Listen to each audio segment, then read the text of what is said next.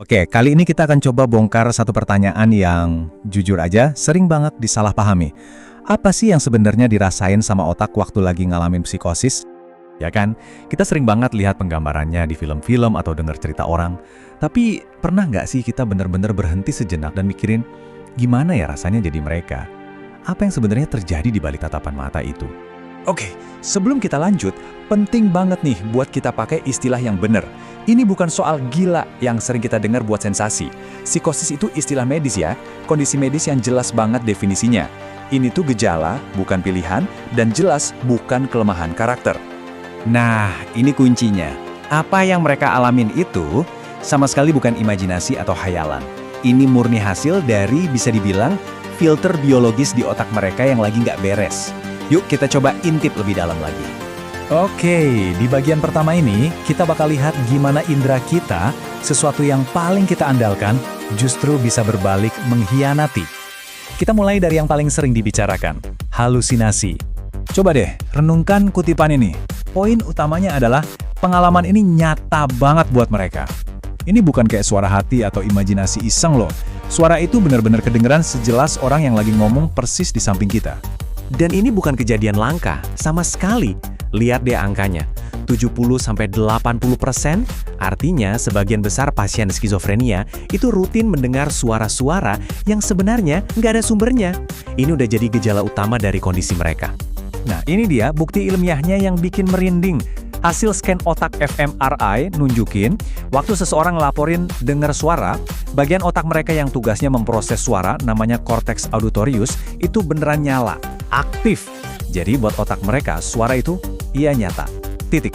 Nggak bisa diperdebatkan lagi. Dan ternyata pengkhianatan indera ini nggak berhenti di pendengaran aja. Penglihatan mereka juga bisa jadi kacau banget.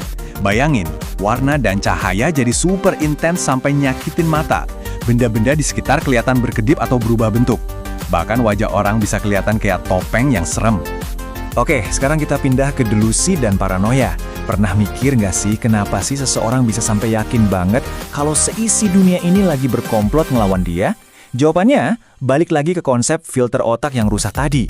Di dunia sains, ini namanya hipotesis aberrant salience. Kedengarannya rumit ya, tapi intinya gini, otak kita itu punya semacam filter yang ngebantu kita nyortir mana yang penting dan mana yang enggak. Nah, pada psikosis, filter ini rusak, seringkali karena masalah di sistem dopamin. Contoh ini ngejelasinnya dengan pas banget. Buat kita yang filternya normal, lihat mobil merah lewat, ya udah gitu aja, cuma mobil. Tapi buat otak dengan filter yang rusak, mobil merah itu bisa jadi dikasih label penting banget. Akhirnya, otak mereka terpaksa bikin cerita dan seringnya narasi yang mengancam buat ngejelasin kenapa hal sepele ini jadi penting. Jadilah, itu kode, aku diawasi. Sekarang, kita masuk ke bagian yang mungkin paling bikin gak nyaman, yaitu gimana psikosis bisa bikin seseorang putus hubungan antara emosi, tubuh, dan bahkan konsep diri mereka sendiri. Mungkin kita pernah lihat ya, seseorang yang mukanya kelihatan datar, kosong, tanpa ekspresi sama sekali. Seolah-olah mereka nggak ngerasain apa-apa. Nah, dalam istilah medis, ini disebut afek datar. Tapi pertanyaannya, apa yang kelihatan di luar itu sama dengan yang mereka rasain di dalam? Apa benar mereka sekosong itu?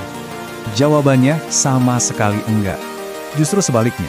Riset nunjukin kalau di dalam diri mereka itu lagi ada badai emosi yang hebat banget. Rasa takut, sedih, cemas.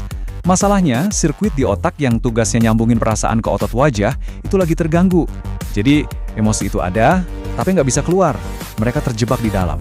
Dan terornya bisa lebih dalam lagi, sampai ke inti kesadaran kita.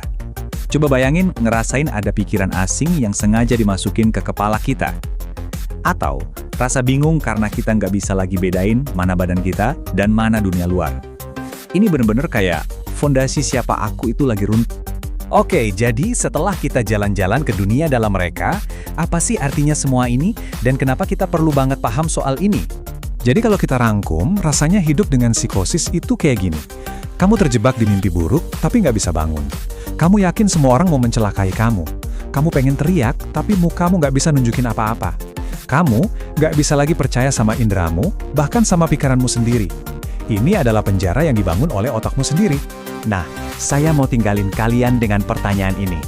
Setelah kita sama-sama ngintip sedikit aja teror yang ada di dalam pikiran mereka, teror yang beneran ada bukti neurologisnya, apa kita masih tega buat jadiin ini bahan bercandaan atau sesuatu yang lucu?